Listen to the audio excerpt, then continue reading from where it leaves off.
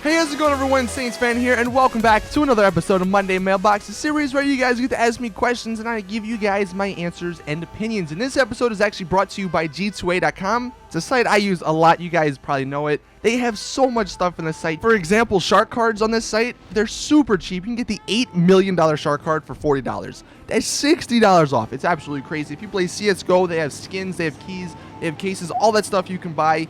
Even if you're on console, they sell Xbox Live, Xbox, the money that you can get, PSN Plus, the PSN money you can get, and it's all super cheap. So if you guys want to go check that out, there will be a link in the description, and if you do purchase anything, you can use code SAINTS for a little discount. Anyway, as always, if you do want to ask a question for next week's episode, all you have to do is use the hashtag AskSaints on Twitter, and I will see it. But hopping into the first question, or questions, from these two guys, Dr. Raccoon and Philip, do you think we will ever see a military update in GTA Online?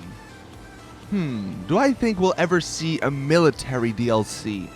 Well, I mean, if Rockstar are listening to the community, that is something that a ton of people have been wanting for a long time. And I know, like, whenever I say something about a military DLC, there's always people out there, oh, but GTA is a game about being a criminal. And especially, like, when I talk about the, like, becoming a police DLC, people bring up that same point, like, oh, GTA is about being a criminal.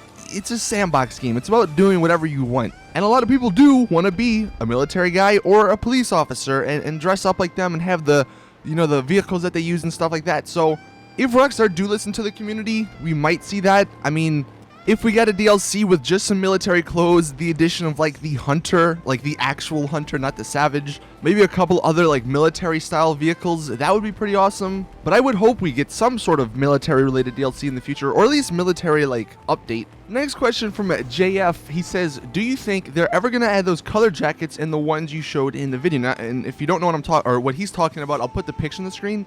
These jackets right here, they're in the game. Well, they're in the game files, but they're not in the game. And I don't know about you guys, but I think they look pretty damn awesome. They come in a ton of different colors too.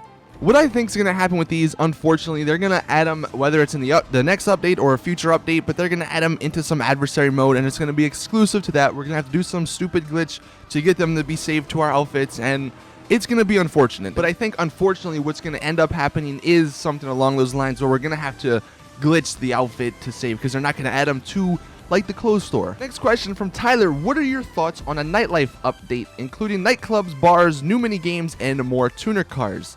So, is there something I'm missing here? Why do people want a nightlife update where there's nightclubs and bars?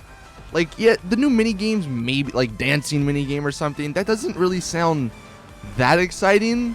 I mean, it'd be something that, like, you do once in a blue moon whenever you're bored on GTA. I mean, the addition of new cars, yeah, dude, I would love that. But I don't, like, opening up Bahama Mamas or one of those other clubs and making a DLC solely on that, I don't really see the reason why they would do that. Because I think that is more niche than, like, the lowriders. And that DLC would probably get really boring really quickly if all it did add were a few nightclubs, bars, and stuff that you can go in and have some mini games. I mean, unless there's some other, like, ideas that people have behind this nightlife update. If it added, like, street racing, which we kind of already have with impromptu racing, but maybe like pink slip racing, I don't know. That's just something like that. Potentially I'd be interested in it, but as is, like, just opening up some clubs and having, like, a dancing mini game, I don't see the appeal in that. But you guys let me know in the comments if I'm missing something or not seeing something, you know. Be sure to share your thoughts down there. Next question from Raul, and he says, when GTA 6 comes out, will we be able to transfer our GTA 5 characters or online characters to GTA 6 online? So, I know, like, that's not going to happen for a while, and obviously I don't have the right answer, but the most logical choice here is that you might be given the option to transfer, like, the way your character looks, like your actual character, but you'll start at a level 0 or at a level 1 with no money. Like, say you go to another city, they might have some explanation like, oh, you got caught by the FIB or something, they took all of your assets, so you're broke and you got to start again. Just because if you transferred, like, your level, like, a lot of us are, like, level 200 and stuff, and we have a ton of money. Like, if we transferred that to GTA 6 online, it would be kind of boring because there wouldn't be nothing to work for. So yeah, I think something along those lines is going to happen. Next one from Max, when do you think is the best time for a single player DLC to be released? Definitely in the summer. If I remember correctly, weren't like GTA 4's and even Red Dead Redemption's DLCs released during the summer? I could be wrong on that, but it just feels like they were. But I would say if we don't see anything this year, then unfortunately the single player DLC is just, it's gone. It's never going to happen. Moving on, Gabriel says, what do you think is the real reason that Rockstar is doing this double money and RP for contact missions? And if you guys think about it, they've done it for like a few weeks now, and like there was the double RP or the double money for VIP missions, and then it was double money for the adversary modes. Now it's for the contact missions. It's funny how we think there's like some ulterior motive for Rockstar, but I mean, there probably is. It's just funny how we kind of assume that when they do these super nice things. I definitely think the reason is because this next DLC, whatever it is, or maybe it's not even the next one, but like the one after that, maybe they have some big DLC planned, and that's why they're kind of been quiet. But whatever it is, probably costs a lot of money. Like that's why they did the double RP and the double money for heists for like 4 weeks in a row, because the next few DLCs were pretty damn expensive, and they would have gotten so many people complaining about that if they didn't do those weeks of double money. So I think they kind of learned, and if they do want to sort of justify these prices, these absurd prices in these DLCs, then giving people the ability to get double money in missions and in VIP modes and in adversary modes just makes sense. And then finally getting into the question of the day, is it even probable that we will get a casino DLC because there's been no new leaks in a while? Before anybody says anything, I actually have a pretty interesting theory as to why I'm talking about the casino DLC yet again. You guys can let me know your thoughts in the comments. Do you think the casino DLC is ever happening, or was that something that we kind of just made up as a community and we're never gonna see it?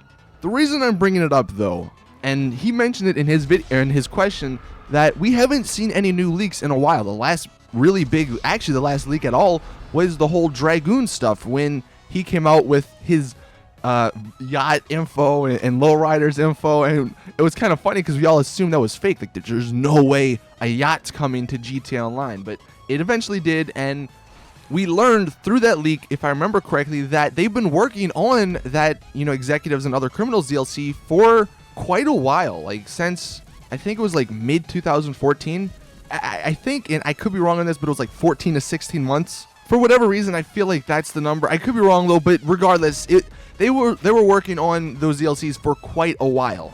And if you just think about it, if they were to ever release a casino DLC, that would probably be a pretty big DLC that included a bunch of stuff, and they would have probably been working on that for quite a while.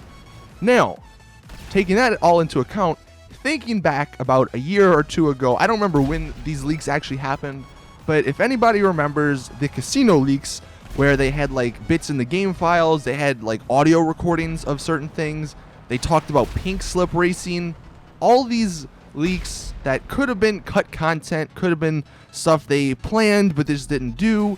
Well, maybe that's the reason why we haven't had any leaks for this next DLC, because we already leaked them. They've already been leaked in the past. This could all just be conspiracy talk, but I'm just saying, like, it would make sense that the reason we haven't been seeing any leaks for future DLCs is because the future DLC that they have coming has already been leaked and already been talked about. If that makes any sense, you guys let me know in the comment section, or if you think I'm just going crazy, then you can also let me know in the comment section. But that has been this episode of the GTA 5 Q&A. Thank you guys for submitting the questions, and thank you guys for watching.